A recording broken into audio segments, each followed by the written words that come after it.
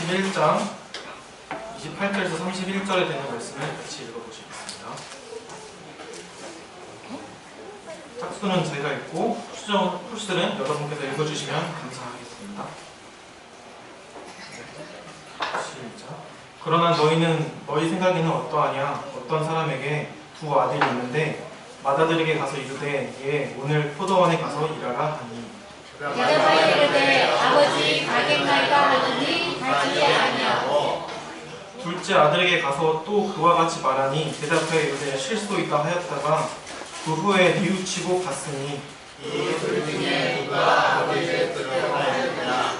이르되 둘째 아들이니이다. 예수께서 그에게 이르시되 내가 진실로 너희에게 너희들과 자녀들이 너희보다 먼저 하나님 나라에 들어가리라. 또 하나의 성경줄이 있는데요. 제가 읽어드리도록 하겠습니다. 성도들의 인내가 여기 있나니 그들은 하나님의 계명과 예수에 대한 믿음을 지키는 자니라. 네. 오늘은 제가 고별 설교를 하는 날인데 또 생각해보니까 제가 첫 안식일 설교를 하는 날이기도 한 것 같습니다. 1년이 금방 지난 것 같은데 여기서 제가 생각해보니까 첫 설교를 해봤고 그리고 첫 안식일 설교도 해봤고 그리고 이제 어린이반도 제가 생각해보니까 한 적이 없더라고요. 그래서 어린이반 제도도 처음으로 해봤고 여러 가지가 처음인 상태로 지금 반상에 오려고 하니까 미리 연습해놨던 게 다 머릿속에 백지화가 되는 것 같습니다. 네. 먼저 A.J. 제이콥스라는 미국의 괴짜 작가가 있었습니다.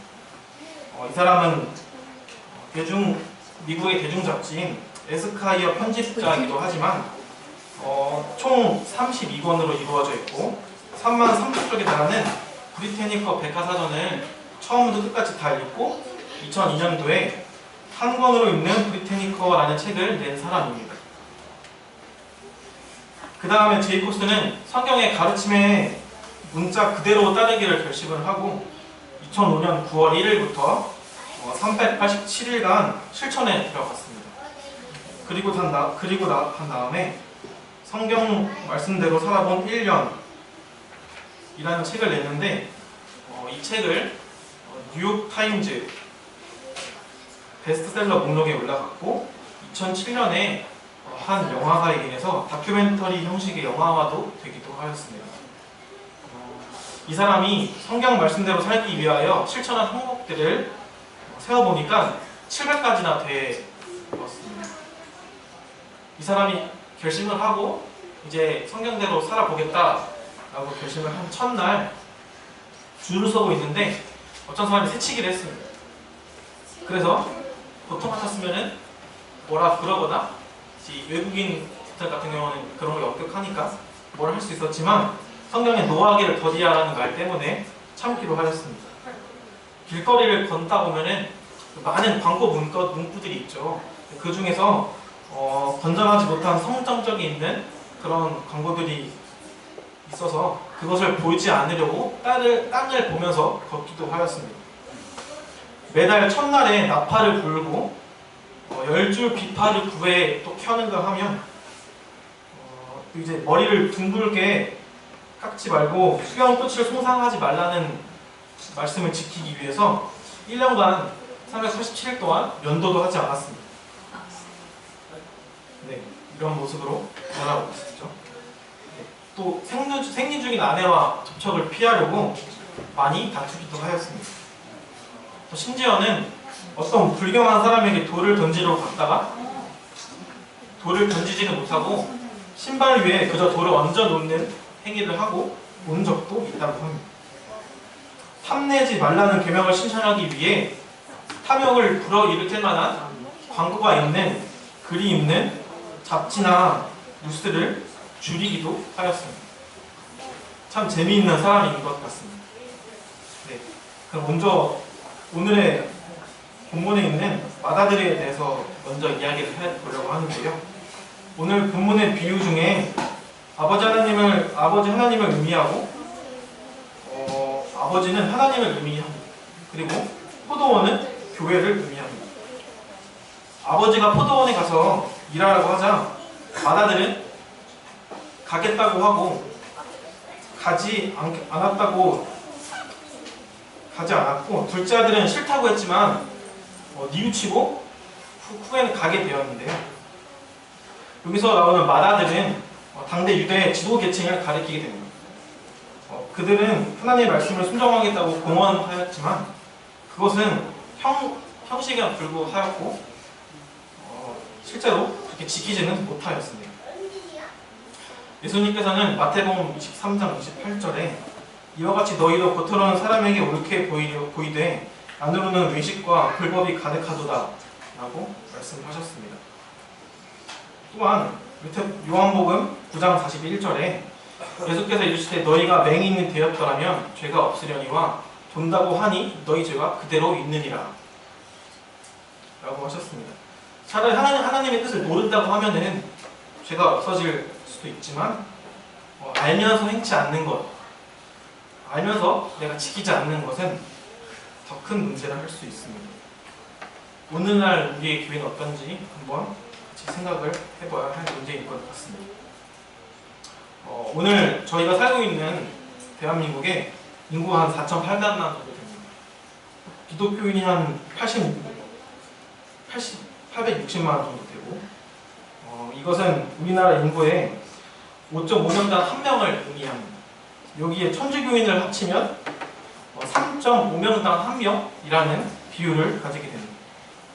쉽게 말해서 대한민국 사람 중에 지나가는 대한사명 중에 1명은 기독교인이다 라고 생각하시면 더 이해가 빠를 것 같습니다. 이렇게 대한민국은 참 기독교인이 많은 나라인데 지금 우리 사회는 그만큼 깨끗하게 살고 있나 그만큼 잘 지켜지고 있나 한번 생각해봐야 할 문제인 것 같습니다. 우리 기독교인들 때문에 더 정직해지고 우리 기독교인들 때문에 이 사회가 더 화목해지고 우리 때문에 사회가 더 행복해진 점도 있는 것 같습니다.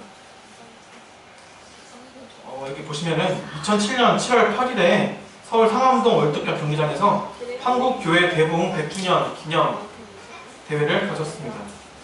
그때 사랑의 교회 원로 목사인 오카는 목사님께서 대표 설교를 하였는데요. 그 제목이 주여 살려주시옵소서라는 제목이었습니다. 오카는 목사님은 살았다 하는 이름을 가졌으나 죽은 자에 불과했던 사대교회 형편이 바로 우리가 지금 속해 있는 기독교의 한국 기독교의 현실이라고 말을 하였습니다. 한국 교회는 겉으로 보기에 굉장히 살아있는 교회인 것 같습니다. 세계에 이렇게 열심히 새벽 기도를 하는 교회는 없습니다. 아무리 교세가 세고 하지만 새벽에 이렇게 열심히 같이 모여가지고 새벽 기도를 하는 그런 교회는 흔치 않습니다. 길에 나가거나 역전에 가면은 꼭 한 번씩 전도하는 사람을 볼 수 있습니다. 심지어 세계에서 가장 큰 교회 중 10개 중에 5개는 한국에 있습니다.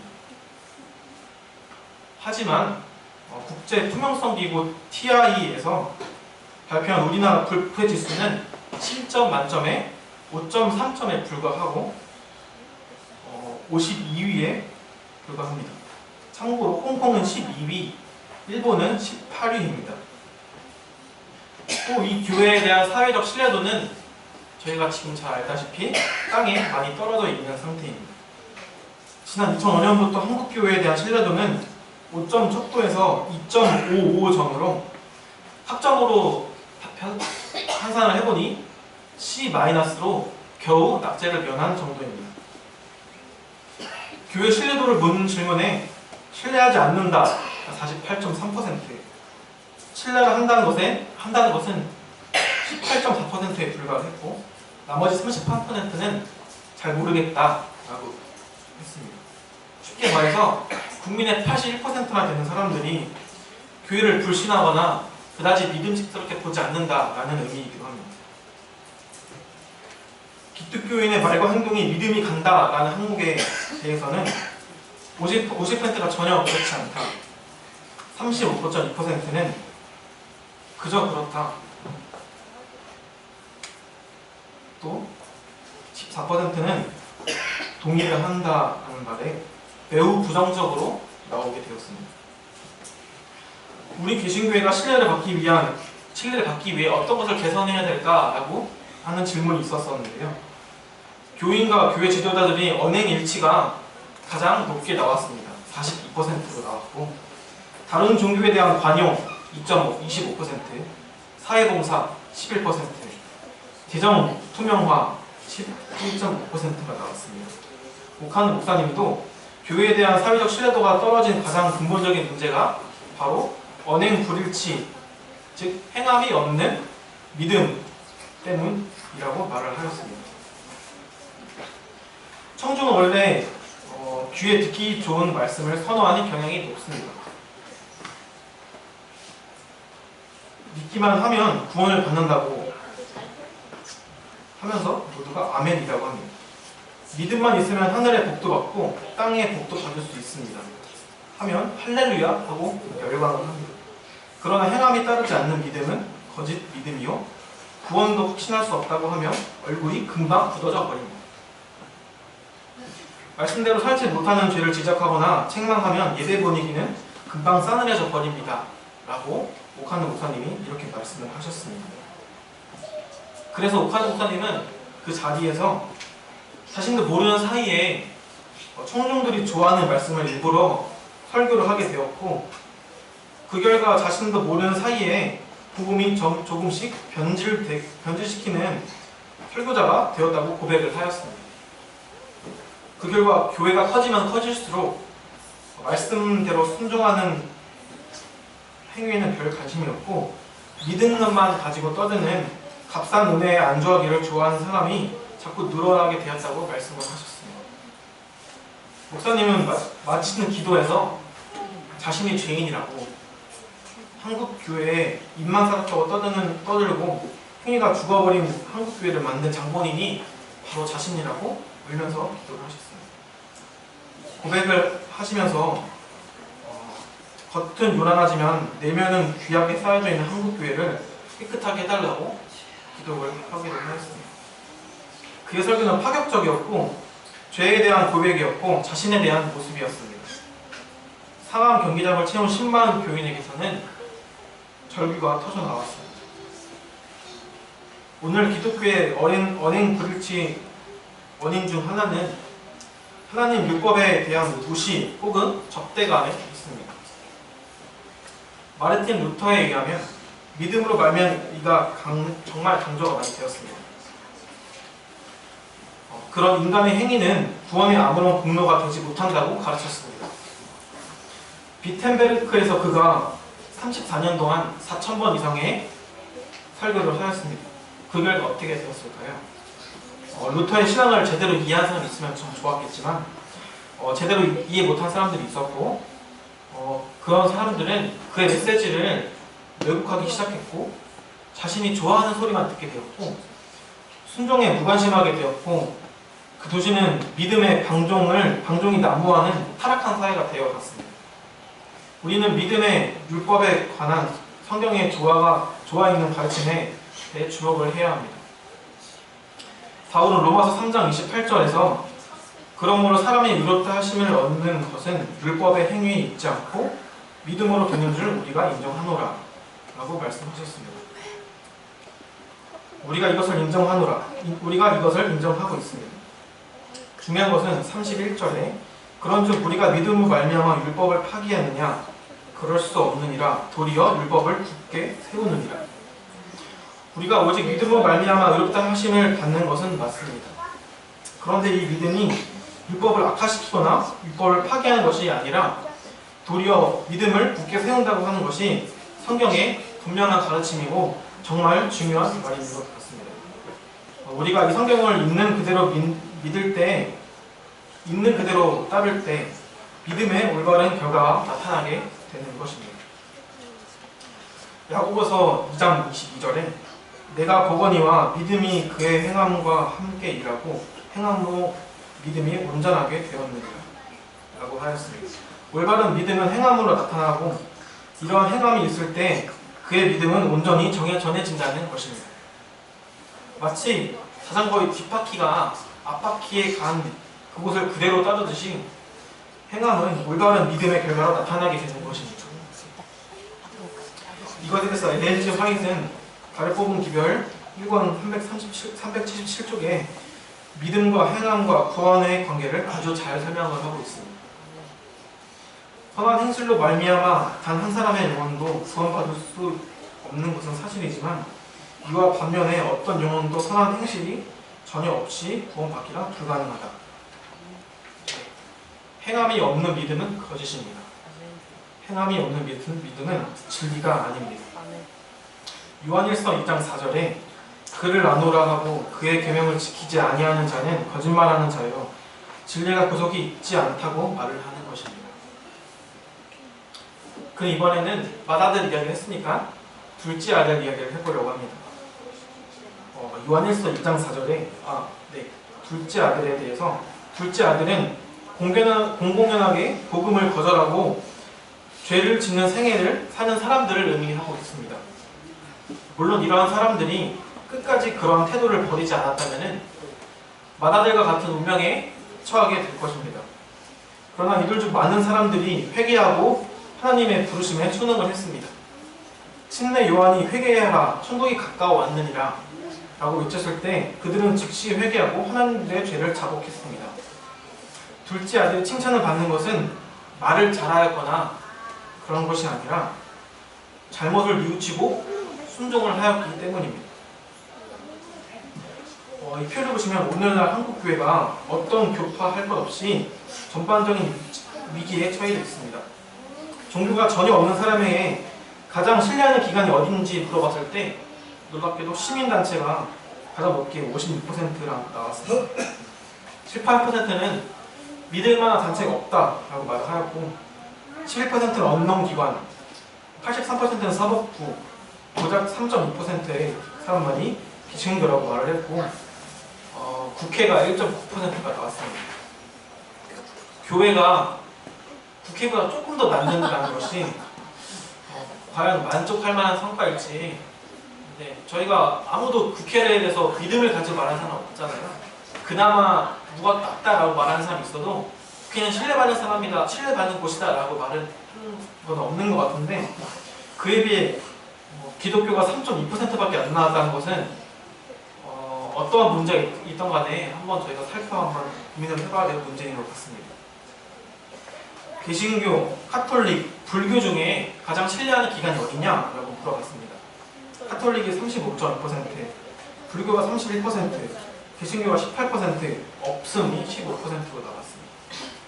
개신교, 카톨릭, 불교 중에 그나마 또 개신교가 가장 믿음이 안 간다라고 답을 했습니다. 교회는 분명히 정체 혹은 감소 추세에 있습니다.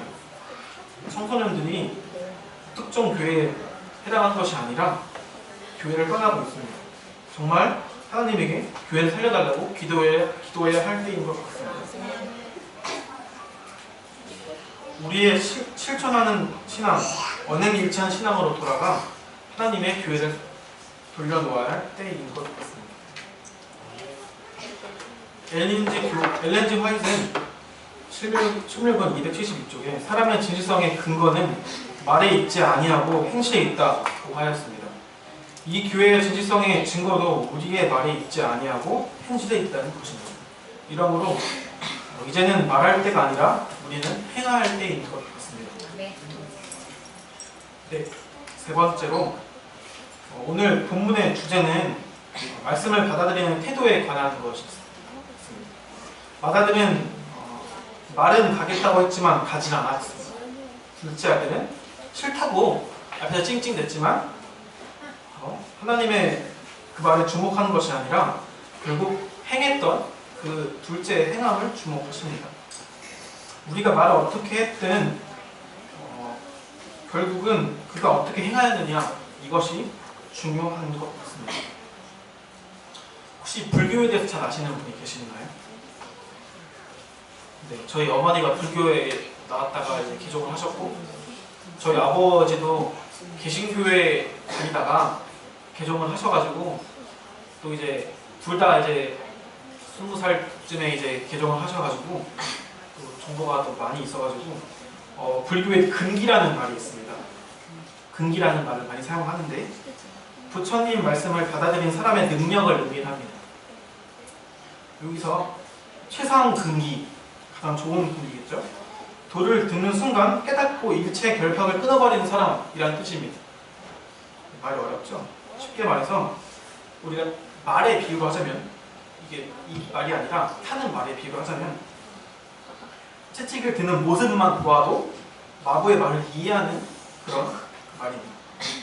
상근기, 한결같은 마음으로 공부에 정진하는 사람이라는 말입니다.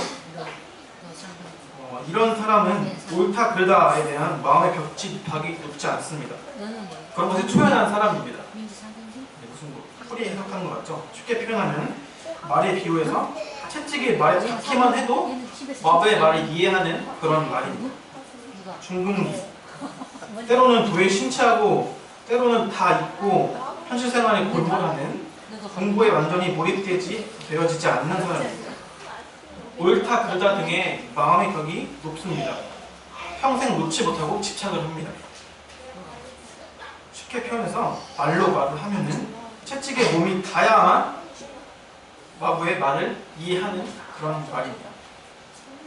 가장 낮은 하근기, 그저 복이나 받고 나쁜 인이나 안 생겼으면 하는 기복신앙을 가진 사람을 의미하고 있습니다. 마음의 벽이 높아서 아무것도 아닌 일에 목숨을 걸기도 합니다. 사소한 것에 많이 흔들리기도 하고 그런 사람을 의미를 합니다. 말로 또 표현을 하자면 채찍에 닿는 것으로가 아니라 정말 호되게 맞아야지만, 정신 차릴 때까지 맞아야지만 마부의 말을 겨우 조금 이해하는 그런 말과 같습니다. 예수님은 마태복음 14장에서 씨 뿌린 자의 비유에 대해서 설명을 하셨는데요. 농부가 밭에 나가서 씨를 뿌리는데 어떤 것은 길가에 떨어지기도 하고 어떤 것은 가시나무에 떨어지기도 하고 어떤 것은 좋은 땅에 떨어지기도 합니다. 길가에 떨어진 것은 새가 즉시 먹어버리고 돌밭에 떨어진 것은 싹이 나지만 뿌리가 없기 때문에 해가 뜨자마자 말라버립니다. 가시떨기에 떨어진 것은 뿌리고 나고 어느 정도 자라긴 합니다.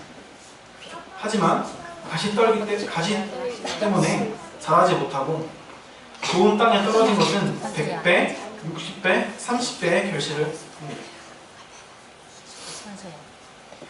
여기서 길가는 말씀을 듣고도 전혀 깨닫지 못하는 사람입니다. 마음에는 이미 세상 것이 가득 찼기 때문에 하나님의 말씀이 들어갈 공간이 없습니다. 제가 방금 말씀드린 근기에 따지면 어떤 단계에 해당될까요? 네, 가장 낮은, 네, 맞습니다. 하등기에 해당합니다. 돌박, 말씀을 듣고 즉시 받아들인 사람. 그러나 자아가 너무 강하고 그리스도에게 온전히 굴복을 못합니다. 신앙이 무언가 도움이 될 것 같을 때는 즐겨 따르지만 극기와 희생이 무할 때는 넘어지고 맙니다. 이것은 중궁기입니다. 네, 가시떨기, 말씀에 순종하여 자타가 인정하는 그리스도인으로 성장하는 한 사람입니다. 헌신도 합니다. 교회에서 직분을 받아서 많은 일들을 하기도 합니다. 그런데 마음 안에 진정한 도덕적 변화를 일으키지 못한 사람입니다. 그는 전에 세상에서 가졌던 습관과 행위와 죄된 행위들 그리고 가치관에 대해서는 버린 것 같으나 온전히 버리지 않았습니다. 신앙도 잘하지만 이런 특징도 버리지 못한 나의 습성도 같이 자라나게 됩니다. 그래서 어느 날 작은 재앙이 아니라 큰 재앙이 올 때, 큰 유혹이 닥칠 때, 큰 시련이 있을 때 가시에 덮여서 죽고 맙니다. 이것은 조화보이나 상근기에 해당됩니다. 좋은 밭, 말씀을 듣고 온전한 거듭남으로 경험을 한 사람. 그의 마음밭은 갈아 엎어지고 가시와 잡초와 가시들이 모두 제거가 됩니다. 그는 그리스도와 온전히 연결되어 있기 때문에 시간이 지날수록 점점 그리스도를 닮게 되고 하나님과 교회에 유용한 사람이 됩니다. 최상근기입니다. 우리 주님께서 우리를 도우셔서 우리가 모두 돌밭, 가시떨기가 아니라 좋은 밭이 되기를 간절히 바랍니다. 아멘. 이제 제가 처음에 드린 제이콥스 이야기를 다시 하고 마무리를 지어볼까 합니다. 앞에 브리테니커 백과사전에 대해서 말씀을 드렸었죠. 브리테니커 백과사전은 저희가 잘 알고 있는 백과사전이고 쪽수는 3만 3천 쪽에 달합니다. 저자는 9,500명, 항목은 6만 5천 개, 그림 2만 4천 개, 단어수 쪽수로는 앞에 말씀드린 것 같이 3만 3천 쪽이나 됩니다. 300쪽짜리 책으로 감안했을 때 110권 정도 되는 양의 책의 양입니다. 혹시 사전을 읽어보신 분 계시나요? 요즘은 다 핸드폰으로 검색을 하시죠? 네. 정말 어릴 때 사전을 봤는데 사전을 보시면 그 글씨가 어떻게 되어 있죠? 작게 되어 있죠, 보통. 작게 되어 있어서 보기 힘들기도 하는데 그렇기 때문에 그것을 감안한다면은 훨씬 더 많은 책에 해당이 될 거고 저자가 무려 9,500명, 항목, 그림, 단어수는 4,400만 개나 되고 제2 코스는 1년 동안 평일에 4시간인 이 책을 읽고 쉬는 날에 하루 종일 책을 읽었습니다. 성경을 읽을 때에는 실천할 수 있는 700가지를 뽑아서 1년 동안 실천을 해봤습니다. 과연 방금 제가 말씀드린 백과사전을 읽어하고 성경을 실천하는 것이 어떤 쪽이 더 힘들까요? 네. 성경을 실천하는 것이 더 힘들다고 제이코스는 말을 했습니다.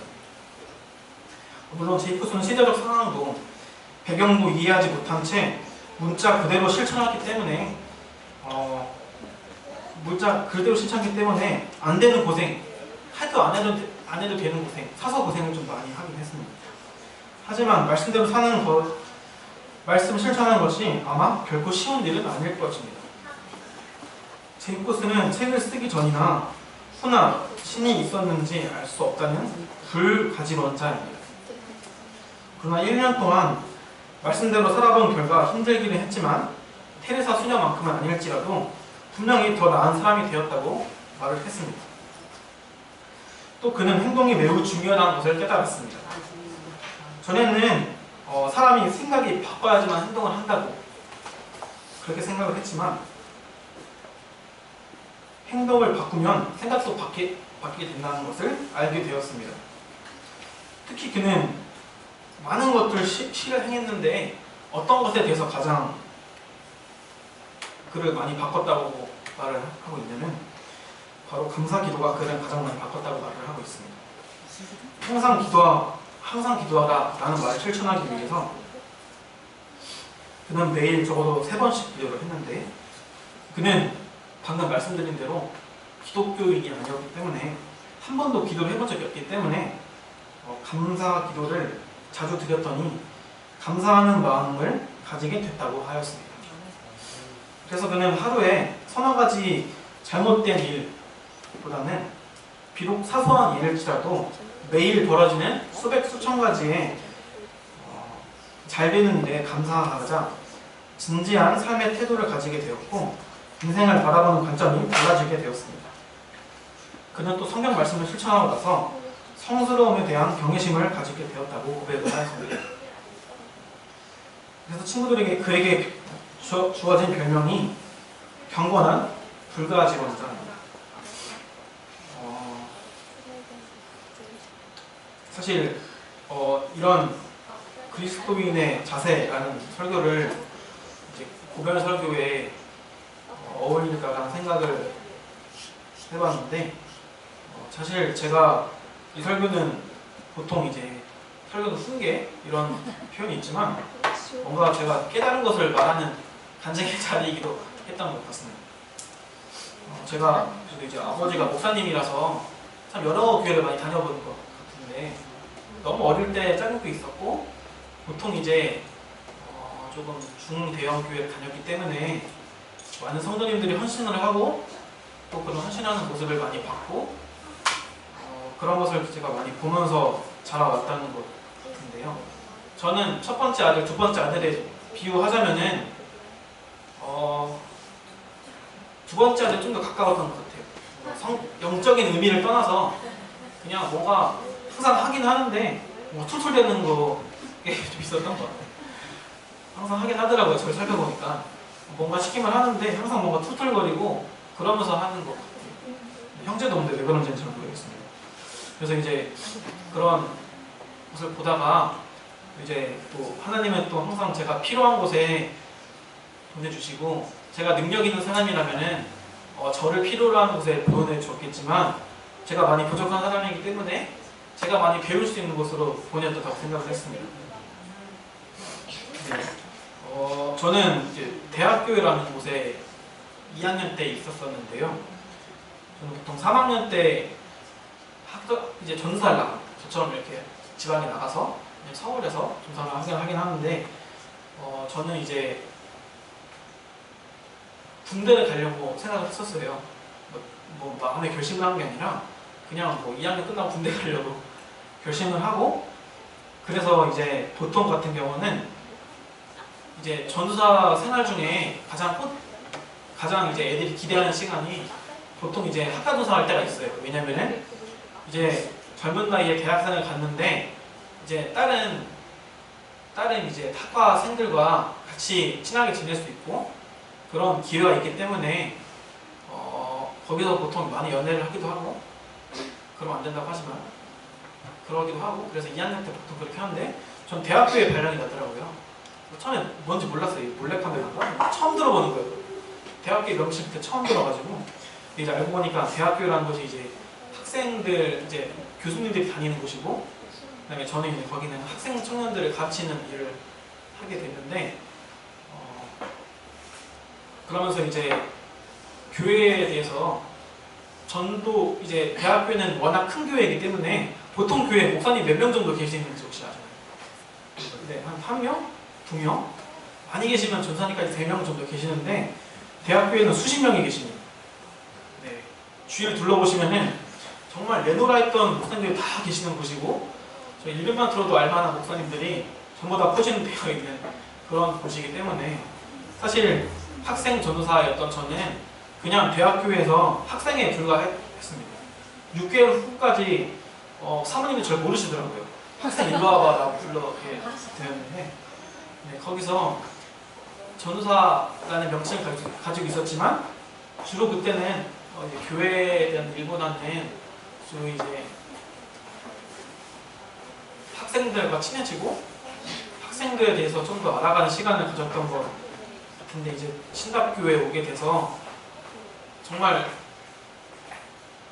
작은 교회라서 더 잘 배웠던 것 같습니다. 제가 이게 뭔가 이제 뭐 마지막 설교라서 뭐 이렇게 하는 게 아니라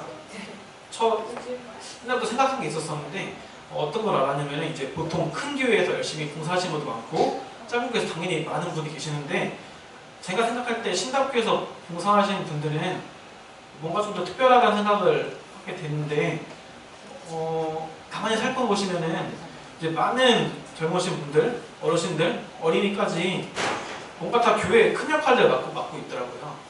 보통 교회는 11시 교인이라고 하죠. 11시에 와서 가고 이런 분도 계시는데 저희 교회는 그런 분들이 거의 안 계시고, 많이 7시 반에 와 계셔서 계시고, 네, 제가 대학교 있을 때 일어나는 시간이었는데 그때 와 계셔서 교회 봉사하시는 분도 계시고, 보통 이제 식사 당번을 보통은 1년에 한 번 하잖아요. 1년에 한 번, 2번 하는데 신답교회는 한 달에 한 번 한다고. 2달에 한 번. 네. 근데 도와주기도 하셔가지고 거의 자주 하시는 것 같아서, 어릴 때는 몰랐지만 커가면서 어머님들과 집사님들 하는 말들을 커가 듣고 자라면서 교회 일들이 쉽지만은 않은 일들이구나, 제가 전설을 하면서 간단한 일만 아니구나라는 것을 알게 되었는데, 그런 것들을 실제로 전부 전 교인이 다 실천하는 교회를 제가 보면서 또 처음에는 잘 알지 못했지만 시간이 지날수록 점점 더 느껴지는 그런 시간들이었고 그런 1년들이었던 것 같습니다. 사실 제가 태도는 많이 달라지지 않았지만 생각이 좀 바뀌게 되는 그런 시간들이었던 것 같습니다. 네. 그래서 성도 여러분들은 우리의 마음은 어떤지 생각해 봐야 될 것 같습니다. 하나님을 믿지 않는 사람도 시험적으로 성경을 따르고 실천해 보았던 이 제이콥스처럼 많은 유익을 얻었다고 하였습니다. 지금 이스라엘 사람들이 많은 나쁜 생각을 하고 있지만 하나님이 하시는 대로 하라는 대로 다 순종했기 때문에 많은 복을 받고 있는 것처럼 우리는 성경을 읽는 것, 또 성경을 통독하는 것, 성경 말씀대로 사는 것, 이것이 가장 중요한 것이고 우리가 실천해야 될 문제입니다. 말 그대로 성경을 따르라는 것입니다. 이때 우리는 참된 경험을 할 수 있게 되며 세상의 빛과 소금이 될 것입니다. 그때 이 교회는 부흥을 하게 되고 많은 사람들이 교회에 찾아오게 될 것입니다.